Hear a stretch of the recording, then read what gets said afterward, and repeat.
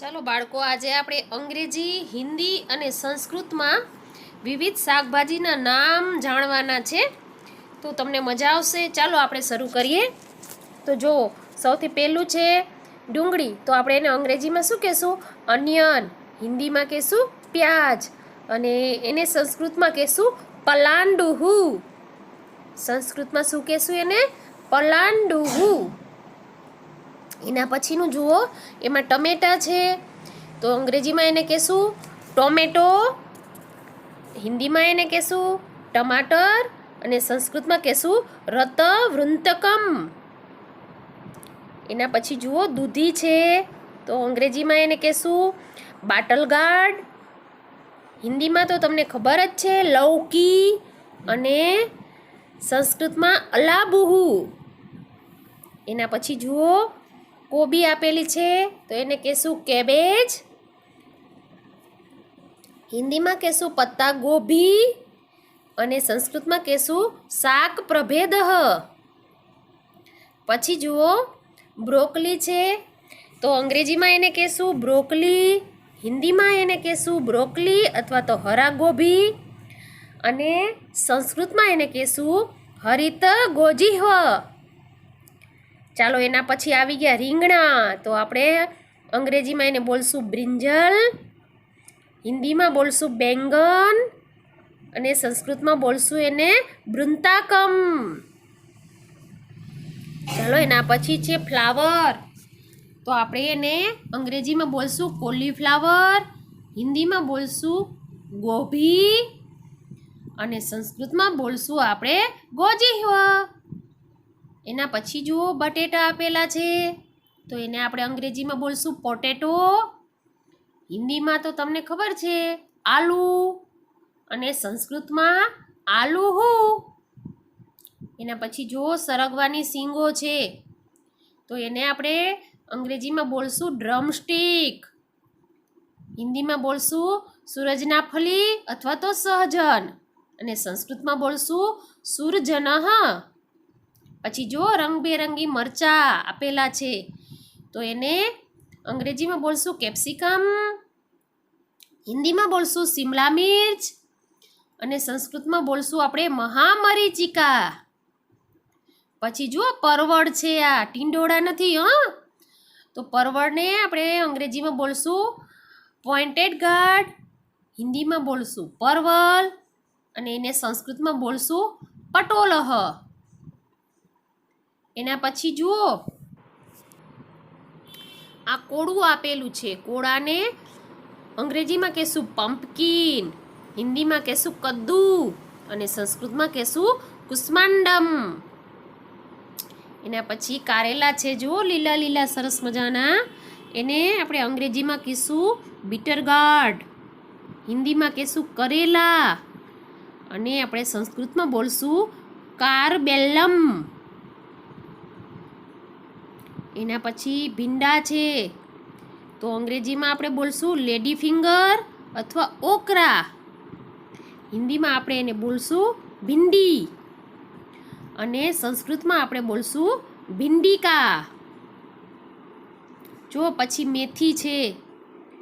તો મેથીને આપણે અંગ્રેજીમાં બોલશું ફેન્યુગ્રીક, હિન્દીમાં તો મેથીને મેથી જ કહેવાનું છે અને સંસ્કૃતમાં એને કહેવાનું છે મેથિકા.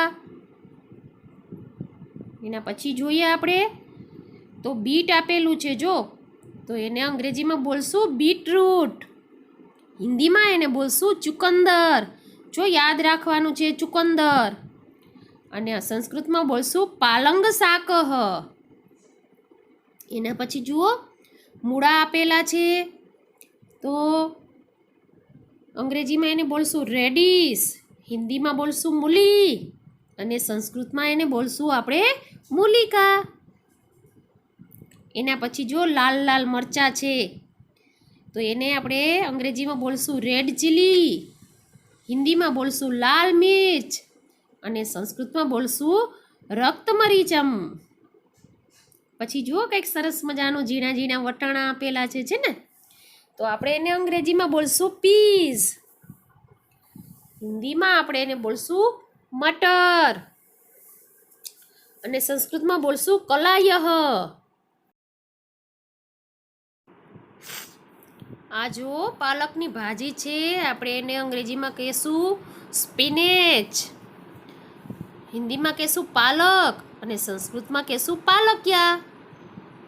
એના પછી ગુવાર આપેલો છે, અંગ્રેજીમાં એને કહીશું ક્લસ્ટર બીન્સ, હિન્દીમાં કહીશું ગ્વારફલી અને સંસ્કૃતમાં કહીશું વક્રસિંબી.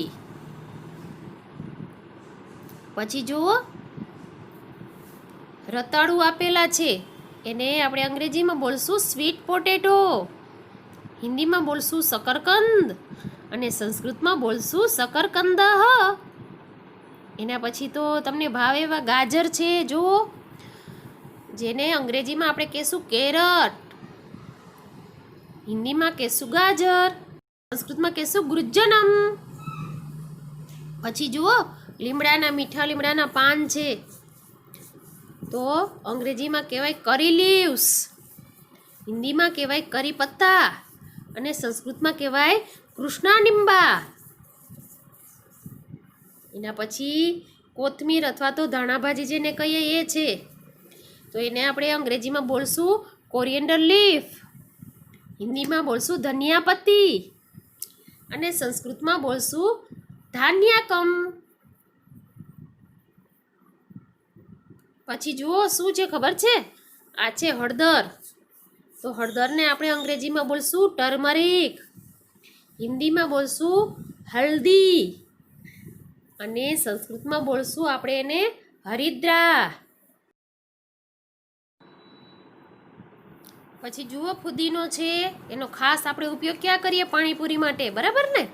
તો એને આપણે અંગ્રેજીમાં કહીશું મિન્ટ, હિન્દીમાં એને કહીશું પુદીના અને સંસ્કૃતમાં કહીશું અજગંધહ.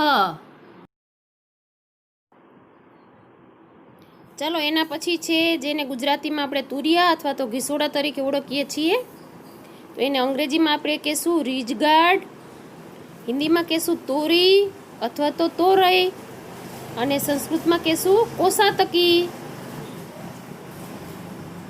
એના પછી જુઓ આ છે સુરણ, એને અંગ્રેજીમાં કહેવાય યામ, હિન્દીમાં કહેવાય જમીકંદ, સુરંદ અને સંસ્કૃતમાં કહેવાય સુરણહ.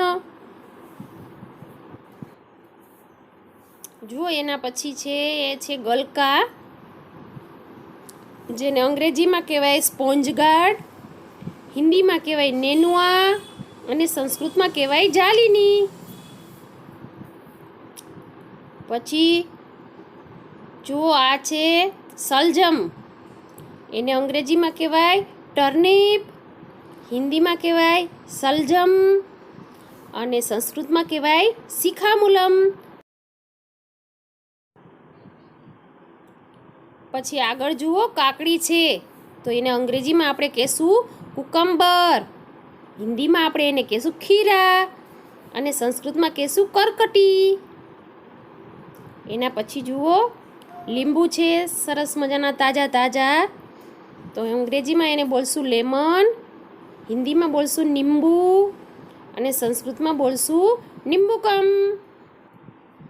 એના પછી આ આદુ છે, જેને આપણે અંગ્રેજીમાં કહેશું જિંજર, હિન્દીમાં કહેશું અદરક અને સંસ્કૃતમાં બોલશું આપણે આર્દ્રકમ. કેવી રીતે બોલશું? આર્દ્રકમ.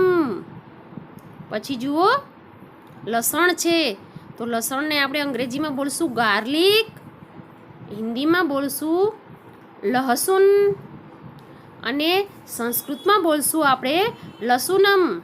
તો આવી રીતે બધા શાકભાજીના નામ શીખવાના છે.